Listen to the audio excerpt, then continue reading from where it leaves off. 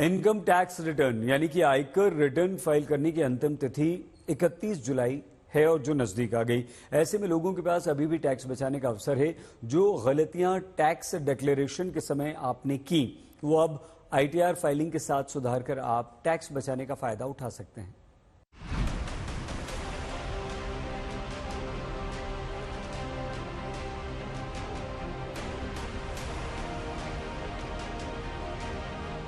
Income tax return भरने की deadline 31 जुलाई है। ऐसे में आईटीआर फाइलिंग करते समय भी टैक्स बचाने के कई विकल्प टैक्स पेयर्स के पास होते हैं, लेकिन जाने अनजाने में वो अक्सर छूट के इस आखिरी मौके का फायदा उठाने से चूक जाते हैं। कई बार लोग अपने खर्च और टैक्स सेविंग इन्वेस्टमेंट के बारे में अपने एम्प्लॉयर को बताना भूल जाते हैं। ऐसे में पीपीएफ या ईएलएसएस म्यूचुअल फंड स्कीम जैसे निवेश या फिर एचआरए क्लेम से जुड़ी जानकारी देकर टैक्स बचाने और रिफंड हासिल करने का ये शानदार मौका हो सकता है। दरअसल आयकर कानून की धारा 80C में निवेश से जुड़े कई विकल्पों पर कुल 1.5 लाख रुपए तक के निवेश पर इनकम टैक्स छूट मिलती है, जिसमें घर की खरीद में स्टाम्प ड्यूटी और रजिस्ट्रेशन चार्ज पर भी आयकर छूट का क्लेम किया जा सकता है।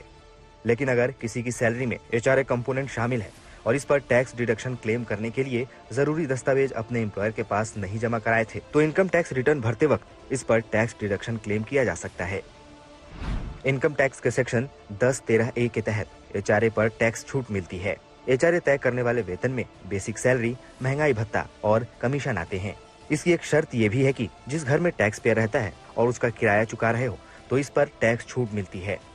जानकारों का भी मानना है कि आईटीआर फाइलिंग महज एक अनिवार्य औपचारिकता नहीं है, बल्कि ये गलतियों या लापरवाही या लेट लतीफी को सुधारने और टैक्स बचाने का मौका भी है। एचआरए की डिडक्शंस है, आप टाइम से डॉक्यूमेंट नहीं दे पाए तो कोई बात नहीं, बट आपने यदि रेंट पे किया और आप बाकी कंडीशंस पूरी करते हैं तो आप आईटीआर में क्लेम कर सकते हैं। एलटीसी का क्लेम है, आप नहीं सबमिट कर पाए तो आप अपनी क्लेम कर सकते हो। मेडिकल इंश्योरेंस हो गया, एटीजी हो गया, एटीसी की रिसीट्स हो गई।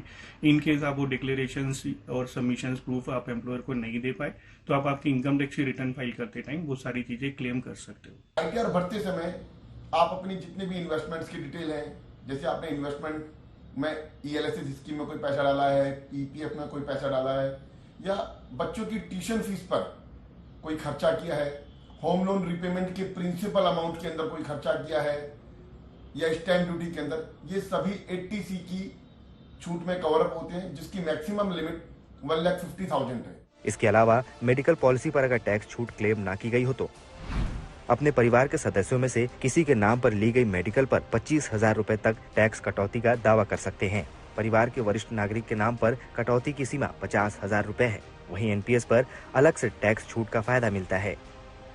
वहीं एनपीएस के टियर 1 अकाउंट में कंट्रीब्यूशन पर और विड्रॉल दोनों पर टैक्स छूट का फायदा मिलता है। हालांकि एनयूटी से होने वाली कमाई पर टैक्स की देनदारी बनती है। आज तक ब्यूरो।